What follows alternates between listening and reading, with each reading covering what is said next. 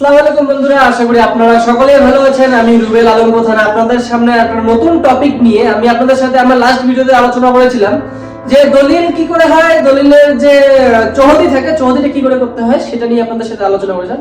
আজকের আলোচনাটা হবে আমার একটু আলাদা। তো আমরা আজকের মূল টপিক হচ্ছে যে আপনারা অনেক সময় দেখবেন যে এক ব্যক্তির জমি, ওনার ওখানে কোনো জমি ছিলই না অথবা আমরা কোনোদিন ওনাকে দেখিও নি, কিন্তু হঠাৎ করে শুনতে পারবেন যে ওনার ওখানে কাগজ বের হয়ে গেছে। এবার এই কাগজটা বের হয় কি করে, যার জন্য আমাদেরকে বুঝতে হবে যে আরএস সিএস আরএস এলআর।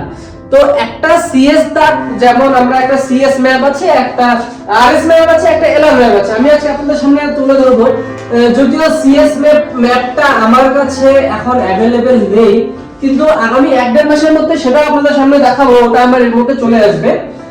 তো এই সিএস ম্যাপ থেকে আসে হচ্ছে আরএস ম্যাপ, এই আরএস ম্যাপ থেকে আসে হচ্ছে এলআর ম্যাপ। এখানে হচ্ছে সম্পূর্ণ মূল গল্পটা লুকানো থাকে। যত কেস হয় জমি সংক্রান্ত বিষয় নিয়ে, সেটার আপনি ধরে নেন 70% কেস আমি আপনাকে বলতে পারবো যেটা ভুল কাগজের কারণে এই কেসগুলা হয়ে থাকে। তো এটাতে হয় কি, এটাতে হয় হচ্ছে, আমি আপনাদের সিএস এর নিয়ে অত বলবো না, আমি আরএস নিয়েই বলি। তো আরএস এ হচ্ছে যখন আমি একটা জমি কিনি অথবা আমার বাবা যিনি আরএস এর মালিক ছিলেন, এবার সেখানে হয় কি, বাবারা তো আর এক ভাই থাকে না, 2 ভাই 3 ভাই 4 ভাই এরকম থাকে। তো ওখানে হয় যে একটা শেয়ার ডিভাইডেশনের ব্যাপার থাকে। আর আমাদের মধ্যে একটা সবথেকে বড় ভুল যে আমরা জমি ভাগ যে করে নেই, ধরে নেন একটা ওয়ারিশের জমির ভাগ করার আসল নিয়ম হচ্ছে আমি একটা হয় পার্টিশন মামলা করে আমার পজিশন যেভাবে মানে নিজের মতো করে বসে আলোচনা করে নিলাম, সেটার উপর আমি কাগজ করব। এটা হচ্ছে একটা প্রক্রিয়া। আর আরেকটা হচ্ছে আপনার পার্টিশন মামলা না করেও আপনি হচ্ছে নরমালি বিএলআরও অফিস থেকে সকল ওয়ারিশরা একসাথে বসে যে এই জমিটা হচ্ছে আপনার, এই জমিটা আপনার, এই জমিটা আমার। তো অফিসারকে আমরা এতটুকু বলবো, এই হচ্ছে আমার বাবার জমি, আমার বাবার জমি থেকে আমরা এইভাবে আপাতত ভাগ করে নিছি। তো আপনাকে আমাদের সকলের সম্মতি দিচ্ছি যে আপনি আমাদের পজিশন হিসাবে, আমরা ওয়ারিশ হিসাবে যতটুকু করে অংশ পাবো ততটুকু করে আমাদের কাগজটা করে দিন। এবার আমরা করি কি, আমরা এটা কোনোদিনও করি না। আমাদের বেশিরভাগ ক্ষেত্রে হয়, আমার কাছে এখনো 7টা-8টা কেস আছে ওয়ারিশের কেস, আমি প্রত্যেকটা কেসে দেখছি যে ওরা পার্টিশনে ভাগ না করার কারণে অথবা যে কাগজ থেকে কাগজ দেখে ভাগ না করার কারণে এইভাবে সমস্যাগুলো হয়ে থাকে। এবার হয় কি, আমার বাবার থেকে আমি যখন আরএস এর যে খতিয়ানটা আছে, বর্তমানে এলআর এ আছে, সেই এলআর খতিয়ানটা আমরা ওয়ারিশের নামে ভেঙে নিলাম। ধরে নেন আমার বাবার জমি আছে হচ্ছে, আমার বাবার জমি আছে হচ্ছে 6 বিঘা। 6 বিঘা জমির মালিক ছিলেন আমার বাবা, ঠিক আছে। তো এখানে বাবার ওয়ারিশ হচ্ছেন, বাবার ওয়ারিশ হলো 3 জন। এই হলো আপনার 1 জন 2 জন 3 জন।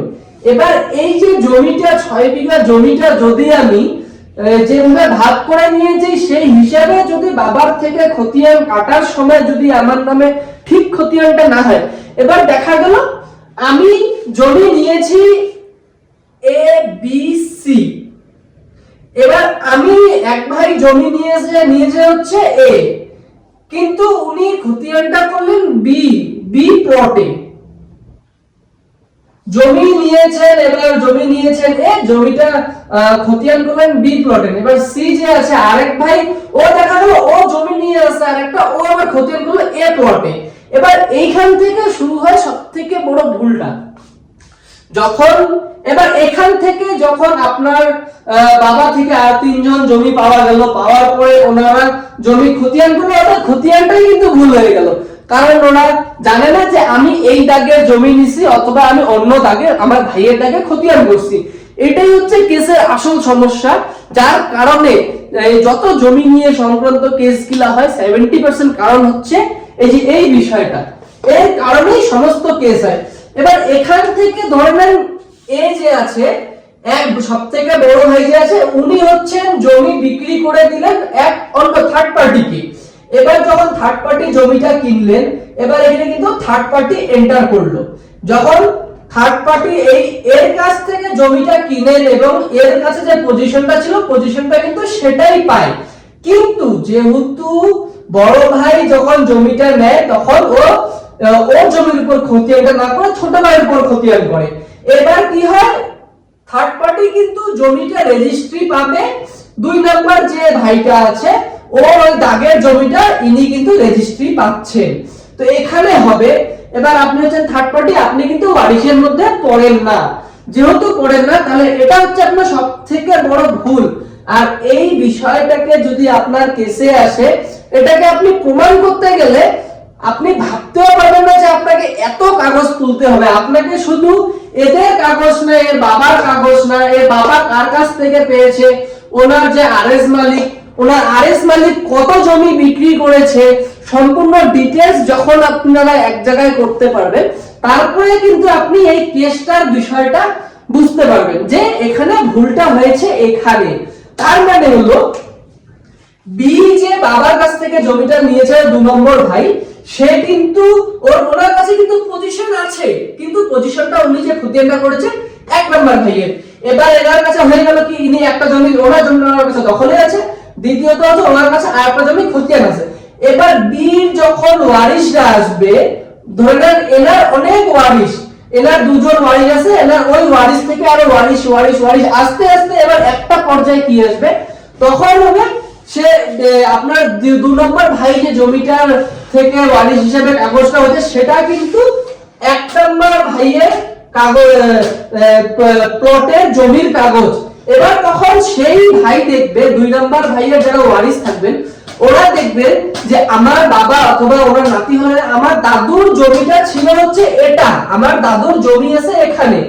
এবারও দেখবে যে শালা আমার দাদু তো তাহলে জমি বাই হয়ে গেছে, তাহলে এবার এখান থেকে ভুলটা হয় যে পজিশন ওনার কাছে ছিল, এবার সেটার উপরে ফোকাস না করে দেখা গেল এটা উনি আরেকজনকে বিক্রি করে দিয়েছে, এবার সেটার কোনো খোঁজ খবর নাই, কিন্তু মাঝখানে হয়েছে ওনার দাদুর যে কাগজটা খতিয়ানটা আছে যেটা কাটা হয়েছিল বা কাটা হয়নি, সেটা আরেক পার্টি, যেমন ইনি যদি খতিয়ানটা কেটে নেন কিন্তু যার কাছ থেকে কাটেন, ধরে নেন 2 নম্বর ভাইয়ের কাছ থেকে যে কাটেন, তার কিন্তু একটা প্রমাণ থেকে যায়, সেটা বের করা যায়।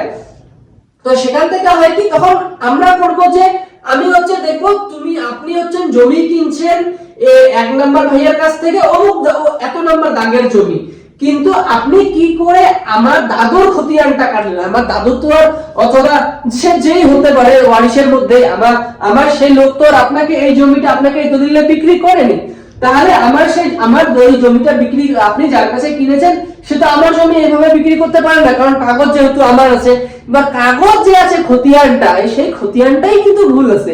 এবার এই জিনিসগুলা কিন্তু আমরা দেখি না, ফলো করি না, আমরা কি করি যে আমার ওখানে জমি বের হয়েছে, ঠিক আছে ভাই জমি পাবো, চলো এবার 144 কেস করব, সিভিলে যাব, মানে একাকার বহুত কিছু, কিন্তু বাস্তবে যে গল্পটা আছে সেটা আগে জেনে নিতে হবে। জেনে নেওয়ার পরে যদি আপনার সাথে যদি অন্যায় হয়, কারণ একটা কথা মনে রাখবেন যে কোনোদিনও কিন্তু জমি দিনের বেলায় একজনের জমি গিয়ে কেউ কোনোদিনও দখল দিতে পারে না। তো যদি সেটা হয় তাহলে সেটা ব্যাপার আলাদা, কিন্তু কোনোদিনও এটা সম্ভব না যে আমি আরেকজনের জমি গিয়ে দিনাদিনি দখল দিলাম, ভাই আজকের থেকে এটা জমি আমার, এবং আমি ওই জমির উপর শান্তিভাবে চাষবাস করছি, করে খাচ্ছি, এই হচ্ছে কথা। তো জমিটা মানুষের কাছে যে আসে অবশ্যই কোনো না কোনো একটা সূত্র থেকেই আসে। এবার সেখানে ভুল হয়ে যায় সেই কাগজটা, কারণ আমরা প্রত্যেকটা জমি ওয়ারিশের থাকে, ওয়ারিশের থেকে যখন জমিগুলা ডিভাইডেশন হয়, ভাগ হয়, পার্টিশন হয়, তখন ওনারা সিভিলে পার্টিশন মামলা করে ভাগ করেন না, অথবা যে প্লটটা একে অপরের মধ্যে ওনারা ভাগ করে নিল যে ভাই এটা তোর এটা তোর এটা আমার, কিন্তু যখন আমাদের খতিয়ানটা আমরা জেনারেট করি, যেমন আমরা 3 ভাই বাবার কাছ থেকে খতিয়ানটা কাটবো, তখন হয় কি সেই খতিয়ানটা আমরা আরেকজনের কাছে পজিশনে দেওয়া আছে, সেই খতিয়ানটা কেটে নিলাম আমি। তো এখান থেকে মূল সৃষ্টিটা, যখনই আমার এই ভুলভাল কাগজ তৈরি হয়ে গেল, এবার যখন আমি বাইদি ভাই সেল করা শুরু করব, সেটা আমরা যতই চেনে যাক না কেন, সেটা কিন্তু আপনার জমির উপর চ্যালেঞ্জের বিষয় আসতে পারে। তো আমি এই জন্য আপনাদেরকে সবসময় বলি জমি কেনার আগে সবকিছু দেখে নিবেন। তো আজকে আপনারা বুঝতে পারছেন যে একজনের জমি, যেই জমি যেখানে উনি কোনোদিনও চাষও করেনি এবং দখলেও ছিল না, সেখানে কি করে ওনার জমি বের হয়ে গেল। এবার এইভাবে কিন্তু এই জমিগুলা বের হয়।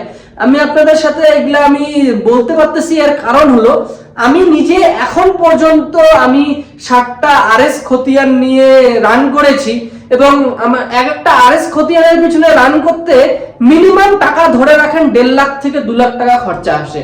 কারণ একটা আরএস এ অনেক জমি থাকে, এবার আমাকে প্রত্যেক জনের জমির উপর একটা একটা করে দেখতে হয় যে এই কাগজ কোথা থেকে আসলো, এই কাগজ কোথা থেকে আসলো, ওনার এখানে একটা ভুল আছে।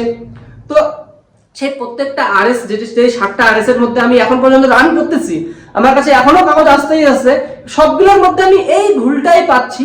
তো এটাই হচ্ছে আমার আজকের বলার কারণ, যে হঠাৎ করে দেখবেন যে আজকে আমার নামে অমুক জায়গায় জমি বাইর হয়ে গেল। এই নিয়ে ছিল হচ্ছে আজকের আলোচনা। আপনারা সকলেই ভালো থাকবেন। আমি আপনাদের সামনে নেক্সট আরো এর থেকে সুন্দর কন্টেন্ট নিয়ে আসবো, ভুলগুলা কোথা থেকে হয় আরো বিস্তারিত আলোচনা করব। আপনারা সকলেই ভালো থাকবেন। আল্লাহ হাফেজ।